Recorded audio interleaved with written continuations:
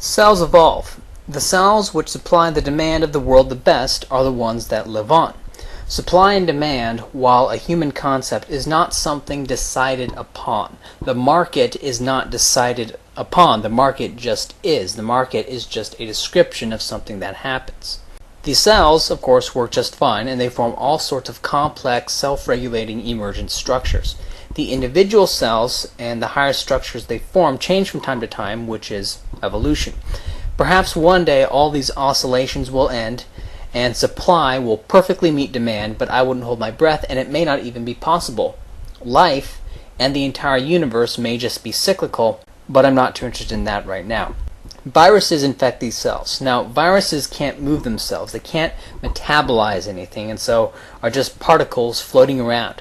The connection mechanism from the virus to the cells just has to do with attractive and repellent forces and having the right shaped tips for the receptor sites. The virus doesn't move on its own metabolized energy. Once infected, the virus inserts information into the cell, causing the cell to behave in a way beneficial to the virus. Because after all, viruses compete on the free market just like anything else, and the viruses that reproduce themselves the best are the ones we see today. Viruses that immediately kill their host ended up not being the best at reproducing, and so viruses that infect cells but give the cells enough freedom to reproduce tended to be the best. The more libertarian viruses outperformed the totalitarian viruses, which is why viruses that instantly kill are a little bit rare. In fact, some viruses perform functions beneficial to the cell, creating a symbiotic relationship, and so not all viruses are bad as a human would see it.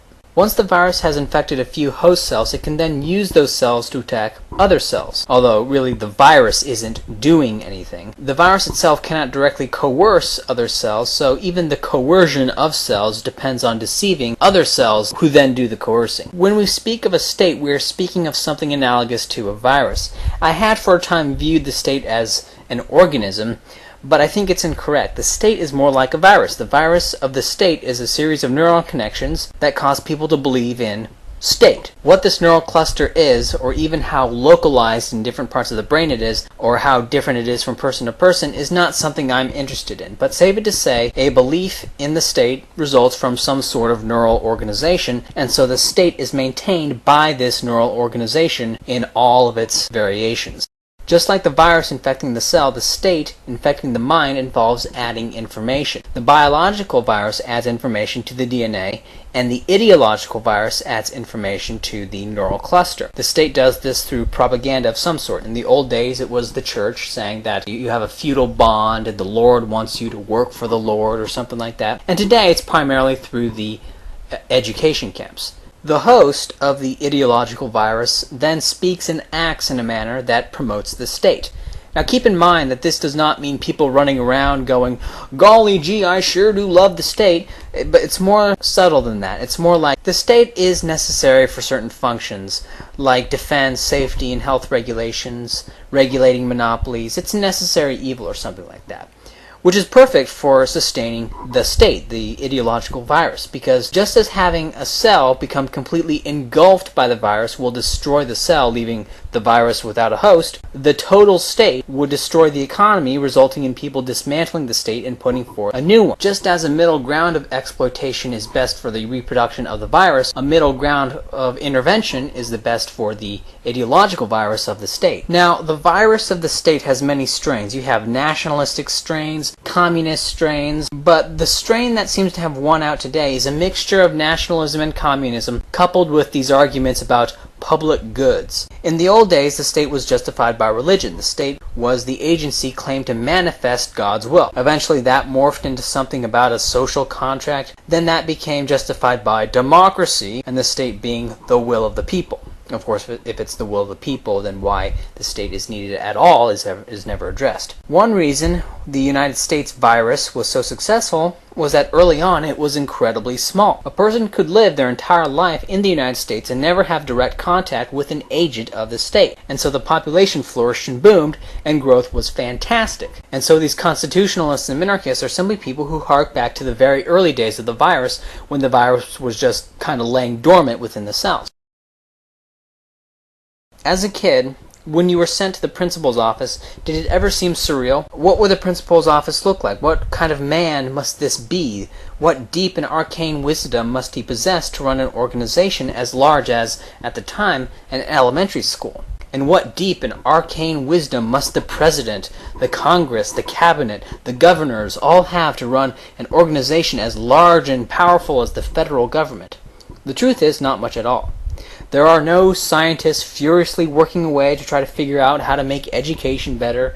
The regulators of the financial system, the Treasury Department, and the Federal Reserve all work with absurd and asinine economic assumptions that can be debunked by any novice economist or, most libertarians. C-SPAN shows us just how much deliberation goes into the bills being passed. The state is not some awesome entity in its own right. It has simply been assumed power because everyone believes in it. It's just the manifestation of this ideological virus.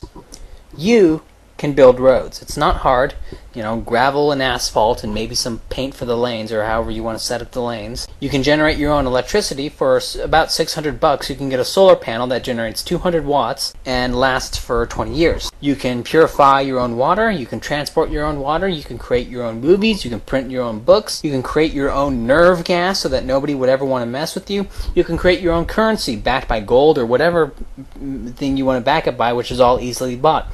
All these things can be done by an individual person, and can be done even more efficiently with the division of labor that emerges from a free market. These are simple tasks. They're not magic, and a state is not necessary for them to be done. Your body evolved to function on its own, and your brain evolved to function on its own, and it is the most amazing thing on the planet. You don't need a 200-year-old magic scroll to make your life better. That's just the virus talking. Now, once identified, actually destroying the virus is not problematic at all. The virus isn't even alive, and all of the grandeur, the leviathan of the state, is nothing more than the grandeur of the people it has infected. The monuments weren't created by the state, they were created by those it infected.